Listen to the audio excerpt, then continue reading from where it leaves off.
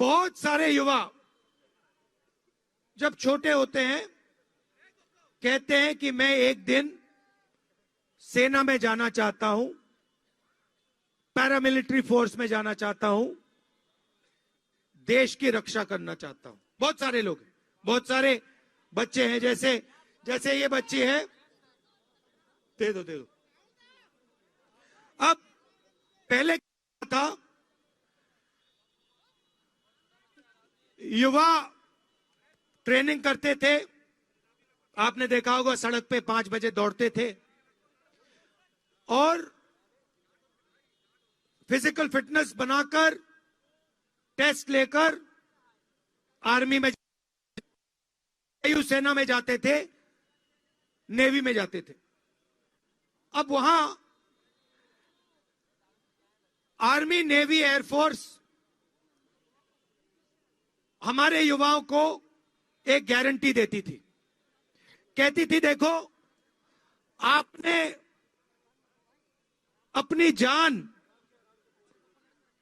देश के लिए न्यौछावर कर दी है, तो आपने अगर अपनी जान देश के हवाले कर दी है, देश के हाथों में कर दी है, तो हम आपको गारंटी देते हैं जब तक आप जिंदा हो और आपके परिवार के लिए, शहीद होने के बाद आपके परिवार को हिंदुस्तान की सेना, हिंदुस्तान की वायुसेना, हिंदुस्तान की नेवी गारंटी देके आपकी रक्षा करेगी, पेंशन देगी और रक्षा करेगी। मगर आज क्या हुआ है, आज एक नई योजना आई है, उसको सरकार ने अग्निवीर योजना कहा है। अब उसमें देखिए, उसमें कहा है कि हिंदुस्तान का युवा आर्मी को अपनी जान देने के लिए तैयार हो जाए और लाखों युवा तैयार हो जाएंगे।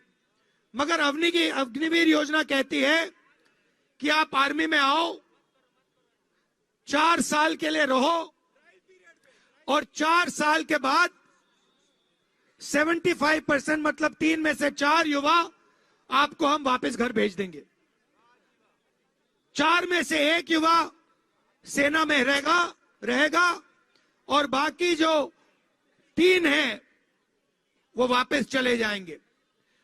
अगर शहीद होगा, देश के लिए गोली खाएगा, तो जो सेना के लोगों को कॉम्पनसेशन मिलता है, प्रोटेक्शन मिलती है, वो अग्निवीर को नहीं मिलेगी, उतनी नहीं मिलेगी। तो मेरा कहना है कि शहीद 2 तरीके के नहीं होते हैं, शहीद सिर्फ एक तरीके का होता है। सही? ऐसे थोड़ी कि भैया ये दूसरा शहीद को सम्मान एक बराबर होना चाहिए। और अब क्या हुआ, सबसे दुख की बात, 1,50,000 युवाओं ने भर्ती, अग्निवीर योजना से पहले इन 1,50,000 युवाओं को कहा गया कि आपको आर्मी में भर्ती कर लिया गया है, इनको जगह दे दी गई। और उसके बाद 3 साल सरकार ने उनसे कहा कि भैया देखिए कोविड का समय है, थोड़ा समय ठहर जाओ, आपको भर्ती कर देंगे। 3 साल उनको ऐसे लटका के रखा और 3 साल बाद 1,50,000 हिंदुस्तान के युवाओं को कहा कि तुम्हें ना भर्ती होगी, तुम्हारी ना आर्मी में भर्ती होगी, ना तुम्हें अग्निवीर में जाने देंगे। तो इनके साथ अन्याय हुआ है, अन्याय हुआ है ना। तो ये 50,000 युवा हैं जिन्होंने आर्मी में भर्ती करवा ली थी, इनके खिलाफ अन्याय हो रहा है और ये गलत है। आप बात से सहमत हो?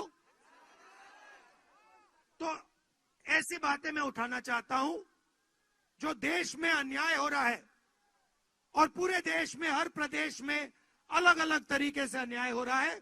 इसलिए मैं आपसे बात करके जो आपके दिल में है उसको समझ के मैं आपके सामने और देश के सामने रखना चाहता हूं।